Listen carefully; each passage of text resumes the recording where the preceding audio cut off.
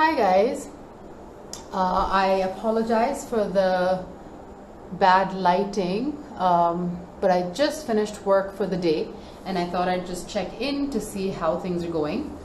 I'm just waiting for like a bunch of people to log in, and basically this is a video in continuation with the first video I made about the immunity yoga series. Yoga sequence that Medha Bhaskar of Amruta Bindu Yoga and I are doing. So in the first video you would have seen that that I demonstrated three asanas, the first three asanas, which are the Uttanasana, Adho Mukha Svanasana, and the Paduttanasana, Prasarita Paduttanasana. So I will link to the video down below because I'm going to put this video up on YouTube, so I'll share that link of that video also. But today I wanted to talk about the next three asanas, which are a little challenging. The first one is the sirsasana, or the headstand. The second one is the Dvipada Viparita danda asana, which I'm going to show you using a block instead of a chair.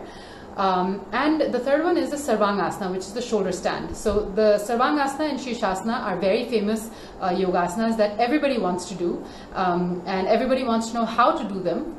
And there are many ways of doing all of these asanas, and because I practice Iyengar yoga, I thought that I would use a few props to demonstrate these asanas to you. But again, sirsasana, sarvangasana, these are advanced asanas, and you should be very careful when you do them. You shouldn't do them without actually having studied them and practiced them under the guidance of a really good teacher, because in both of these asanas there's a huge chance of hurting your neck. And hurting the neck happens even for really experienced practitioners. So you should remember that regardless of how strong you are, or how thin you are, or how agile you are or flexible you are, certain asanas, especially advanced asanas, which we call inversions, are not easy, and you always have to be very careful with how you do them. So I see a lot of people actually joining in. And yeah, and it's so great to see all of you guys. So why don't we start? I'll start with the sirsasana, which is the headstand. Now sirsasana can also be done against the wall, but I'm going to show it to you, without the wall. So what you want to do is get on your mat. So here's my mat, and for sirsasana, most people practice it on the floor. But I prefer not to practice the sirsasana on the floor, because I find that the floor is very hard, and also, when I practice with my teachers, all the teachers always say that you should have along with the mat, there should always be something soft also, like a blanket, for you to rest your head on. So I'm going to place the blanket on the floor, and then what you want to do is you want to interlock your fingers together and set up for this sirsasana. So you make an equilateral triangle with your hands, and you place the hands on the floor. And then you place the crown of the head on the floor so that the back of the head is cradled with your hands. So you're going to place the top of the head on the floor and the back of the head against your fingers, against your palms. And then you lift the knees up, and most people like to take one leg up and then the other leg up. So you can do that, or you can simply lift the legs up and lift up. And you can then stay here for a little while. And then slowly come down, and knees on the floor, and relax. So once you're done with the sirsasana, excuse me, that is my phone. I'm just gonna cancel.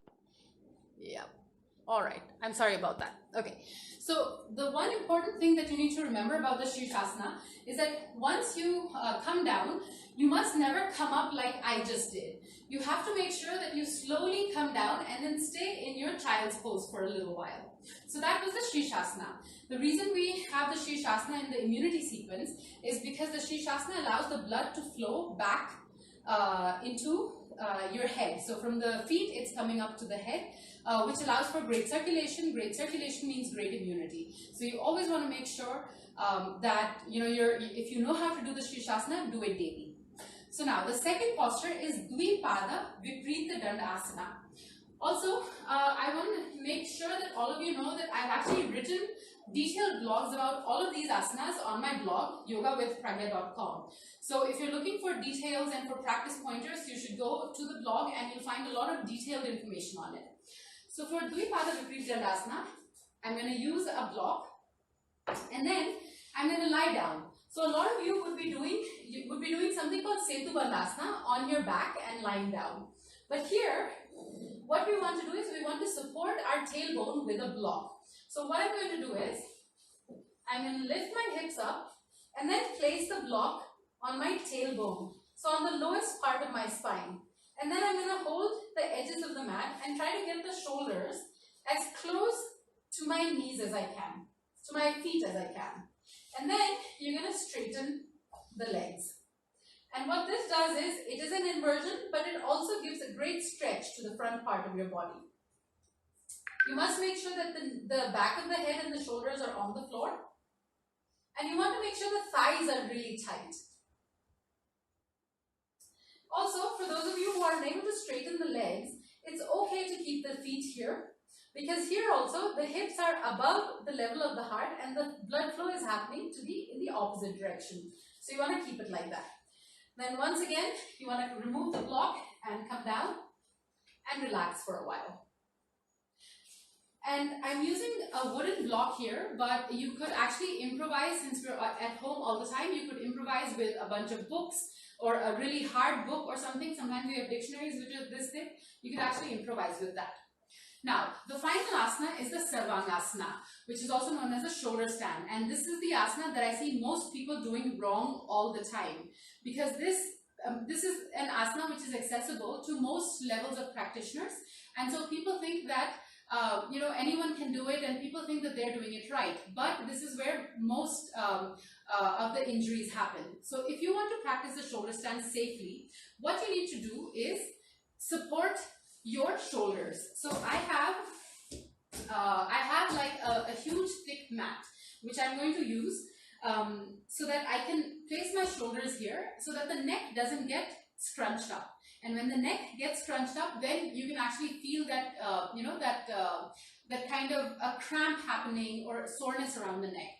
And you want to make sure that that doesn't happen. So you want to maybe have like a bolster under your shoulders. You could also try just like a stack of pillows under your shoulders and create that sort of setup. And if you look at the blog that I've done about this, I'm using a bolster and a blanket for this. But today I'm just going to show you a variation using this thick mat that I have.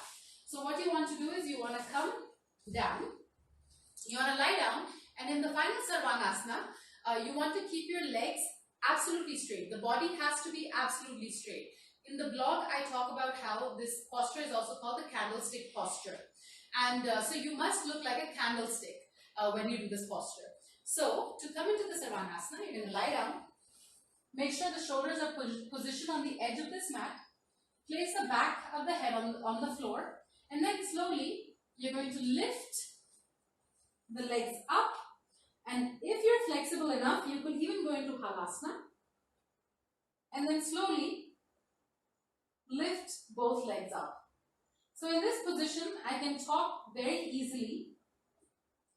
My body from the neck all the way to the toes is in a straight line. And it's a very strong and stable posture. To come down, you're going to bend your knees and roll out. And again, because this was an inversion, you should be in your child's pose for a little while before you immediately come out. So, like I said, these were the next 3 postures in the immunity sequence. I'm going to be downloading this video and uploading it to my YouTube channel. If you have any questions about any of these, feel free to reach out to me, DM me, or put a comment on my blog or on my YouTube channel. But it is important for us to practice a little bit of yoga every day. I'm getting a lot of time these days to practice yoga. And I try to do it morning and evening. But yes, I would encourage all of you to really practice these asanas, especially the immunity sequence, because in the long run, internal strength and internal immunity is what keeps you from getting ill and getting sick. and prevention is better than cure. So yeah, so if you have any questions, let me know. Also join me again in a few days for another live that I do, regarding yogasanas and the immunity sequence. So thank you.